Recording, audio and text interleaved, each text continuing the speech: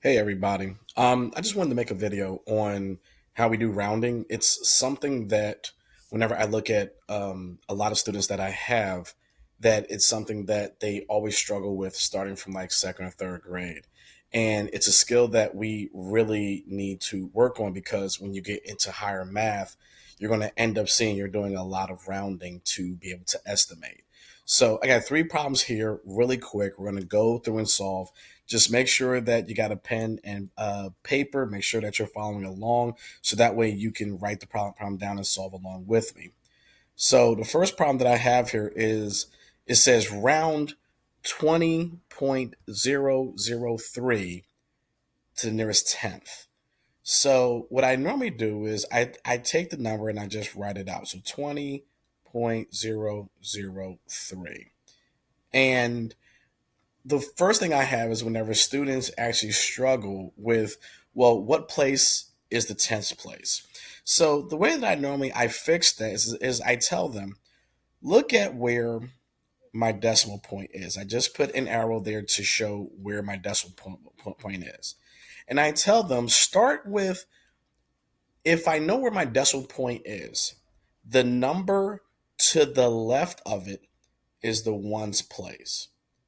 And then you kind of know the number to the left of the ones place is the tens place. That's tens, TENS.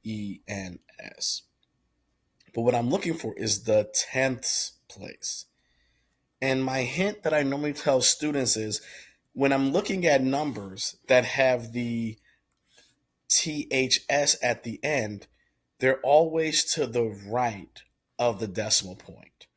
So just to mark them out so that way you can see, my number to the right of the decimal place is my tenths place. That's THS. And I normally write it shorthand as TS, so that's tenths. The next place is the hundredths place. And then after that, I have the thousandths place. So I'm looking for the tenths place. So that would be the number to the right of the decimal place. So first thing I do whenever I'm rounding, I underline the number that I'm rounding to. Okay, so I underline that zero that was to the right. I underline the number that I rounded to.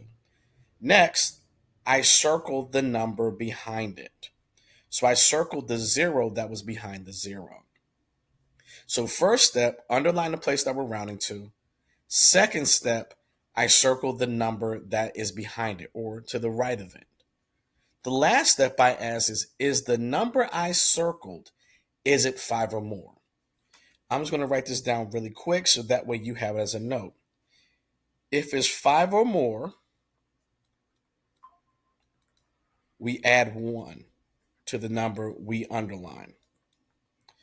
If it's not five or more, we leave it alone. Okay, simple as that. If it's five or more, we add one to the number we underlined. If it's not five or more, the number we underlined, we leave it alone.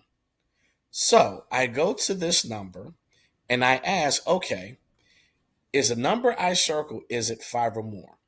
Well, I have a zero here. That's not five or more. So the number that I underline, which is zero, I leave it alone. So I just put it here. The numbers that are in front, I just bring them down. And anything that's behind the number that I underline, I turn them all to zeros. So my answer for this is going to be 20.000. Or I can pretty much just say that's just 20. Okay? Pretty simple, pretty easy to do. I'm going to go ahead and erase this so that way we can do the next one.